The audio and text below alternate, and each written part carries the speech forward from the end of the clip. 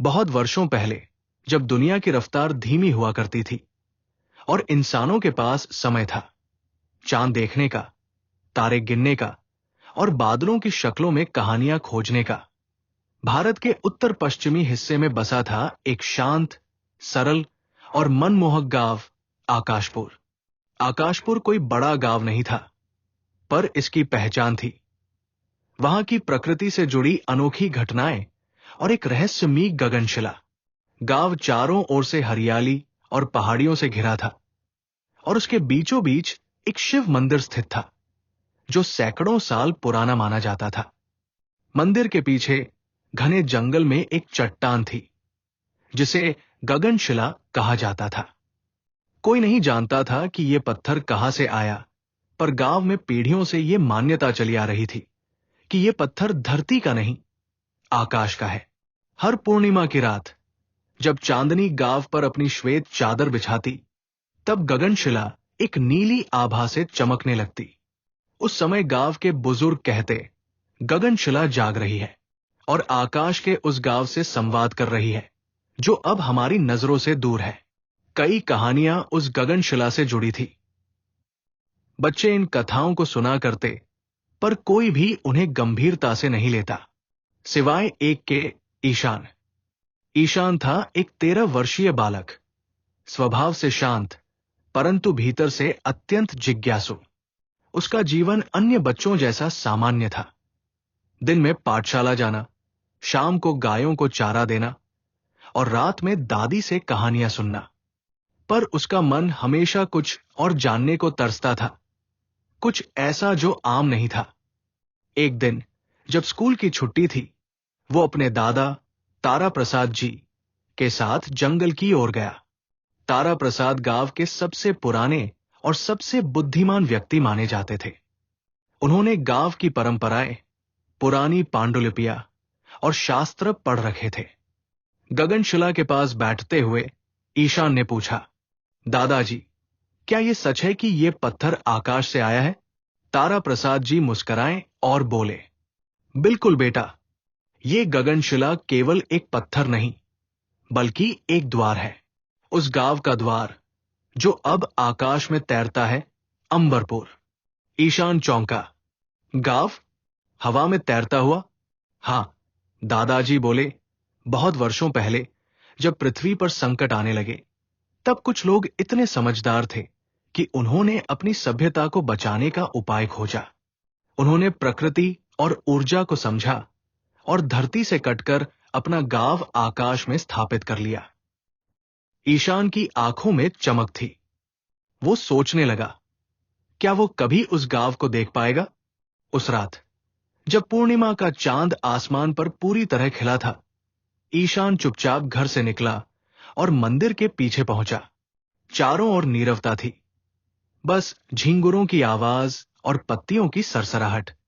गगनशिला अपनी नीली आभा में चमक रही थी। जैसे ही ईशान ने उस पर हाथ रखा, उसके शरीर में हल्की कंपन सी हुई। एक ऊर्जा उसके हाथों से होते हुए पूरे शरीर में दौड़ गई। अचानक उसे लगा कि हवा थम गई है। सन्नाटा गहरा हो गया। वो आंखें बंद कर ध्यान में बैठ गया और मन ही मन कहा, हे गगनशिला, अगर वाकई अंबरपुर है, अगर वहां जीवन है, तो मुझे वहां ले चलो। मुझे उसे देखना है, समझना है। और फिर एक भयानक प्रकाशपुंज उस पत्थर से फूटा। हवा ने गूंज सी ली और ईशान का शरीर कंपन करने लगा। उसकी चेतना डगमगाने लगी और पल भर में वो बेहोश हो गया। जब उसने आंखें खोली, तो खुद को एक नई दुनिया में पाया। वो धरती पर नहीं था। उसके चारों ओर बादलों का समुद्र था। ऊपर नीला आकाश और नीचे कोई जमीन नहीं थी। वो हवा में था, एक तैरते हुए मंच पर, और सामने जो दिख रहा था, वो था अंबरपुर। ईशान मंत्रमुग्ध हो गया। अचानक एक महिला उसके पास आई। उनका चेहरा गंभीर था, पर आंखों में करुणा थी। उन्होंने कहा, तुम गगनशिला के चुने हुए हो। तुम्हारा यहां आना नियति थी। मैं हूं अग्निप्रभा, अंबरपुर की प्रधान। ईशान ने झुककर प्रणाम किया। वो जानता था अब उसकी जिंदगी बदल चुकी है। जब ईशान ने अग्निप्रभा को प्रणाम किया तो उन्होंने उसका माथा छूते ही कहा, तुम्हारी चेतना गगनशिला से जुड़ गई है। अब तुम केवल दर्शक नहीं, बल्कि इस हवा में तैरते गांव के हिस्सेदार हो। ईशान अभी भी चकित था। चारों ओर नजारा इतना अलौकिक था कि वो कुछ क्षणों के लिए सब कुछ भूल गया। अग्निप्रभा ईशान को गांव में ले गई। उन्होंने दिखाया, ये है हमारे ऊर्जा स्तंभ। इनसे ही पूरा गांव स्थिर रहता है। ये गगनशिला से ऊर्जा प्राप्त करते हैं। ईशान ने देखा, बीच गांव में एक ऊंचा कांच का स्तंभ था, जो एक नीली रेखा के जरिए आसमान की ओर जुड़ा था। वहां से एक अदृश्य तरंग बहती थी, जैसे आकाश और अंबरपुर एक दूसरे से संवाद कर रहे हों। कुछ समय से गगनशिला की शक्ति में बाधा आ रही है। ईशान ने हैरानी से पूछा, क्यों? अग्निप्रभा गंभीर हो गई।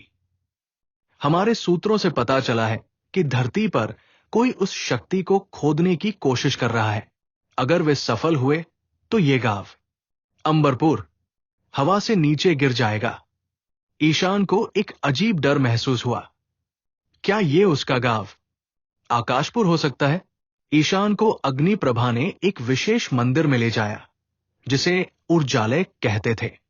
वहां एक गोल ग्लोब था, जो आकाश, अंबरपुर और धरती को जोड़ता था। ग्लोब में एक लाल बिंदु तेजी से घूम रहा था। अग्निप्रभा बोली, ये गगनशिला का कंपन है। देखो, ये बिंदु उस क्षेत्र के पास है जहां से गगनशिला ऊर्जा देती है। इसका मतलब कोई उस जगह खुदाई कर रहा है। अग्निप्रभा की आंखों में चिंता थी। अगर उन्होंने गगनशिला को छेड़ा तो अंबरपुर का संतुलन टूट जाएगा। हमारा गांव हवा से नीचे गिरेगा और हजारों साल की ये सभ्यता नष्ट हो जाएगी। तभी एक जोरदार कंपन हुआ। पूरा गांव डगमगाने लगा। हवा में झूलते घर हल्के से नीचे झुके। कुछ मंच कांपने लगे। गांव की रोशनी धीमी हो गई। तभी ग्लोब से एक प्रकाशपुंज निकला और ईशान की ओर बढ़ा। उसने महसूस किया कि उसकी हथेली गर्म हो रही है। अग्निप्रभा ने कहा, गगनशिला ने तुम्हें चुना है। अब तुम्हारे जरिए ही वो खुद को सुरक्षित करेगी। जाओ और अपने गांव को चेतावनी दो। उसके बाद ईशान ने आखिरी बार हवा में तैरते उस गांव को देखा। उसका नीला आकाश, उड़ते हुए पेड़ और ऊर्जा की चमक। और फिर उसका शरीर प्रकाश में समा गया और वो धरती की ओर लौट पड़ा। जब ईशान ने दोबारा आंखें खोली तो वो मंदिर के पीछे उसी गगनशिला के पास था, जहां से उसकी यात्रा शुरू हुई थी। सुबह की हल्की रोशनी फैल रही थी। पक्षियों की चहचहाट गूंज रही थी। ईशान दौड़ता हुआ घर पहुंचा और सबसे पहले अपने दादा तारा प्रसाद को सब बताया। तारा प्रसाद ने गंभीरता से सुना, फिर धीमे स्वर में बोले, मैंने पहले ही अंदाजा लगाया था। ये कॉस्मोटेक रिसर्च कोई साधारण संगठन नहीं है। वे विज्ञान की आड़ में धरती की सबसे पवित्र जगहों को खोदना चाहते हैं और उन्हें हथियाना भी। उसी दिन गांव में एक सभा बुलाई गई। पंचायत घर के सामने सभी लोग इकट्ठा हुए। ईशान ने सबके सामने खड़े होकर बिना डरे अंबरपुर की पूरी कहानी बताई। धीरे धीरे लोग गंभीर हुए। बुजुर्गों ने कहा, हमें पता था कि वो कंपनी कुछ गलत कर रही है। अब हमें रुकना नहीं है। और फिर गांव की एकजुटता शुरू हुई। गांव वालों ने कॉस्मोटेक की खुदाई साइट के बाहर धरना शुरू किया।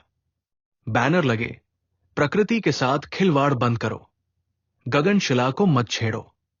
गांव के युवाओं ने सोशल मीडिया पर अभियान चलाया, वीडियो बनाकर बताया कि कैसे कंपनियां पर्यावरण और परंपरा को नुकसान पहुंचा रही है। स्थानीय पत्रकारों को बुलाया गया। अखबारों में छपा एक गांव की लड़ाई, हवा में तैरते गांव की रक्षा के लिए। गांव ने जिला प्रशासन को याचिका दी। वैज्ञानिकों की टीम भेजी गई। इस सब के बीच कॉस्मोटेक को जब यह विरोध दिखा तो उन्होंने रणनीति बदल दी।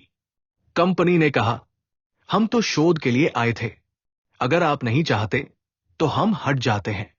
पर ईशान जानता था वे सिर्फ पीछे हटने का नाटक कर रहे हैं, असली खतरा अभी टला नहीं। एक रात अमावस्या की, जब पूरा गांव सो रहा था, कंपनी के कुछ लोग गुप्त रूप से खुदाई करने पहुंचे। उनके पास उन्नत मशीनें थी जो गगनशिला की ऊर्जा को तोड़ सकती थी। लेकिन उस रात कुछ और हुआ। जैसे ही खुदाई शुरू हुई, गगनशिला से एक तेज नीली किरण निकली, इतनी तेज कि पूरा जंगल रोशन हो गया। कंपनी के लोग भागने लगे, मशीनें खुद ब खुद रुक गई। तभी आकाश से एक चकाचौंध करती रोशनी उतरी, अंबरपुर का प्रतीक चिन्ह हवा में तैरता हुआ और गगनशिला पर एक ऊर्जा कवच बन गया। अब कोई उस तक पहुंच नहीं सकता था।